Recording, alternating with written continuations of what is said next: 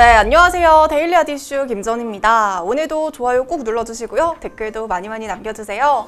먼저 정철님, 어제 제가 표정이 좀 어두워 보였나요? 앞으로는 더욱더 밝게 진행해 보도록 하겠습니다. 그리고 말씀해주신 수소전기차 3분기 실적과 관련해서도 가능하면 데일리 아디슈에서 한번 다뤄보도록 하겠습니다. 또 예강영원님은 현대차 쭉쭉 올라서 목표 수익률 꼭 달성하시길 바랄게요. 이어서 이상혜님도 너무너무 감사하고요. 또 하트까지 적어주셨는데 시청해주셔서 제가 더 감사합니다. 동주님은 아침에 보고 오후에 또 보는 동주님 너무너무 반갑습니다. 또 리브라님도 앞으로도 좋은 정보로 찾아뵙도록 하겠습니다. 서로카님도 1등 축하드리고요. 또 이즈님은 LG화학 정리하고 현대로 이사하셨다고 하셨는데요. 이사한 만큼 더욱더 좋은 일만 가득하셨으면 좋겠습니다. 네, 그럼 아래 자막으로 나가는 오늘의 키워드와 함께 9월 22일 데일리 아디슈 시작하겠습니다. 먼저 간밤 뉴욕 증시에서 주요 지수는 코로나19 확산과 경기 부양책 불확실성에 일제히 하락하면서 마감했습니다. 이날의 첫 번째 미 증시 이슈는 코로나19 재확산 우려에 따른 봉쇄 움직임입니다. 유럽에서 코로나19 재확산 속도가 빨라지면서 일부 지역에서는 다시 봉쇄 조치를 강화하려는 움직임이 일어나면서 주식시장 내 불안감도 커지고 있습니다. 영국에서는 코로나19 대응 기자회견을 열고 현재 코로나19 감염이 7일마다 증가하고 있다고 하면서 이 추세가 계속되면 10월 중순에는 하루 5만 명의 신규 확진자가 나올 것이라고 경고하고 있고요. 이에 따라서 영국에서는 전국에 걸쳐서 2주 정도 술집과 식당 등의 영업을 제한하는 서킷 브레이크 조치를 검토하고 있다는 소식도 나왔습니다. 네, 두 번째 빅 증시 이슈는 은행주들의 하락입니다. 주요 은행 주가가 큰 폭의 하락세를 나타냈는데요. 은행주 하락에는 이런 사건이 있었습니다. 이날 국제탐사 보도 언론인 협회에서는 미국 금융범죄 단속 네트워크의 의심거래 보고 자료를 분석한 결과를 공개했는데요. JP모건 체이스를 포함해서 글로벌 은행들이 2조 달러가량의 대규모 불법 의심 거래를 아주 오랜 시간 동안 한 것으로 나타났습니다. 이처럼 주요 은행들의 불법 자금 거래 연루 논란은 당국의 벌금 부과 등으로 이어질 수 있는 커다란 사건이고요. 은행주들이 줄줄이 하락하면서 주요 지수들의 낙폭을 키웠습니다. 네, 종목별로 말씀을 드리자면 JP모건 체이스 주가는 3% 넘게 떨어졌고요. 시티그룹도 2.1%가량 하락했습니다. 오늘 국내 증시는 코스피가 기관의 팔자세 하락으로 출발했습니다. 장 초반에 2360선대까지 떨어졌는데요. 코스닥 역시 장중에 850선마저 붕괴되기도 했습니다. 자세한 장마감 지수는 화면으로 살펴보시죠.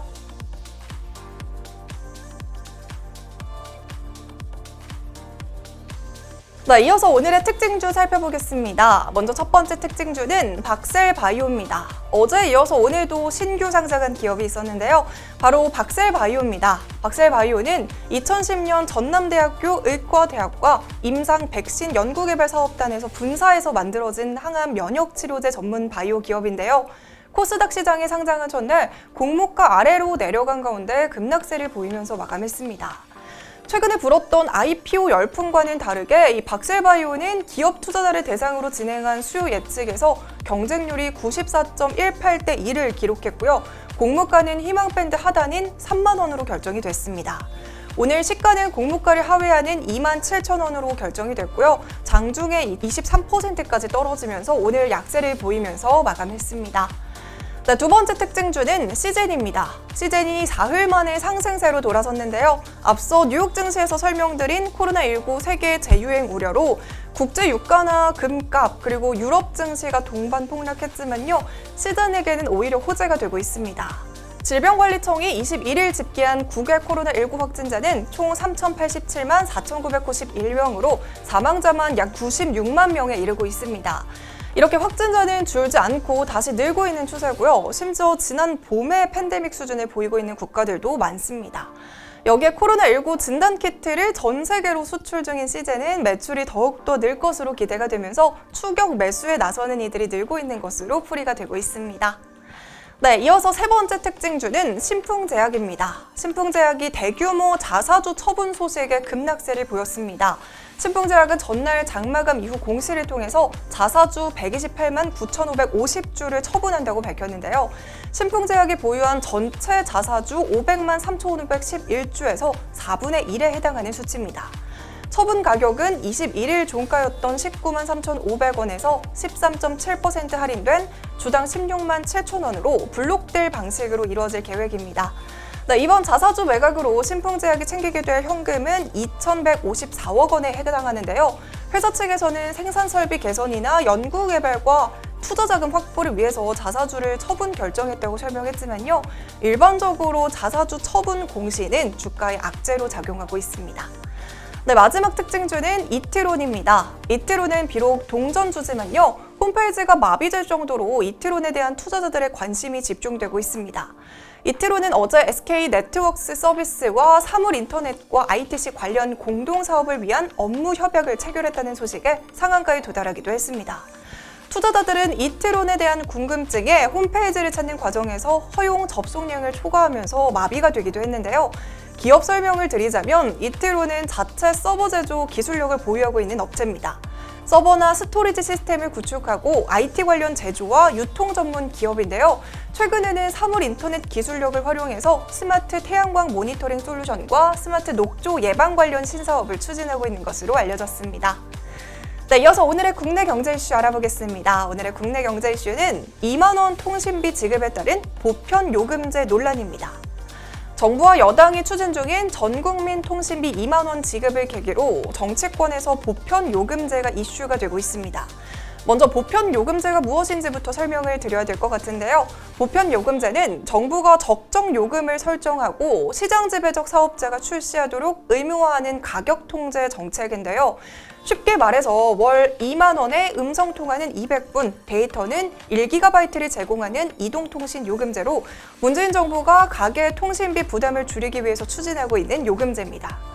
이번에 2차 재난지원금 지급과 관련해서 전국민 통신비 2만 원 지급 내용이 있었는데요. 이와 관련해서 더불어민주당 한준호 의원은 이번 통신비 2만 원 추경을 보편 요금제 동력으로 삼아야 한다고 주장하면서 통신비 지원이 보편 요금제에 대한 공감대를 이끌어낼 수 있다고 말하고 있습니다.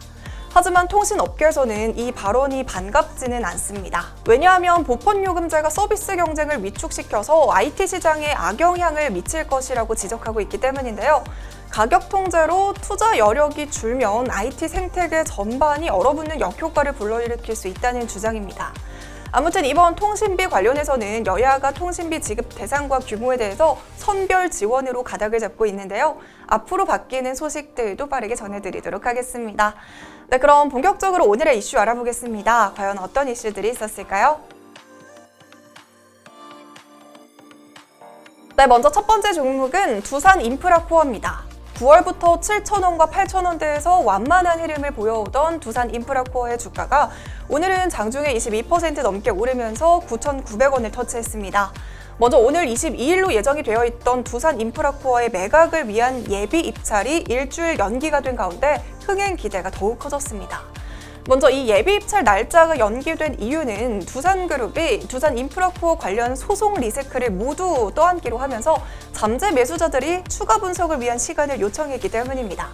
이로써 두산그룹의 자산 매각에도 탄력이 붙으면서 가속화될 것으로 보입니다. 예상되는 두산 인프라의 매각 가격은 경영권 프리미엄까지 포함해서 8천억 원에서 최대 1조 원에 달할 것으로 예측이 되고 있고요. 특히 방금 설명드렸던 소송 리스크가 해소가 되면서 업계의 관심도가 높아져서 더 높은 금액도 받을 수 있다는 전망도 나오고 있습니다. 올해 초에 두산그룹은 두산 중공업 유동성 위기를 극복하기 위해서 산업은행과 같은 채권단으로부터 3조 6천억 원을 지원을 받았는데요. 이 중 자산 매각을 통해서 1조 원을 연내로 상환하기로 했습니다. 이처럼 두산그룹의 경영 정상화 핵심인 두산 인프라코어 매각에 대한 흥행 기대가 높아지면서 그룹의 경영 정상화에도 속도가 붙을 전망입니다. 네, 호재는 이뿐만이 아닙니다. 다른 계열사 매각 작업도 순탄하게 진행이 되고 있는 상황인데요. 오늘 두산그룹은 두산타워도 8천억 원에 매각을 하기로 결정을 했고요. 이번 매각으로 두산그룹은 건물에 설정된 담보 등을 제외하고 현금 약 2천억 원을 확보하게 됐습니다.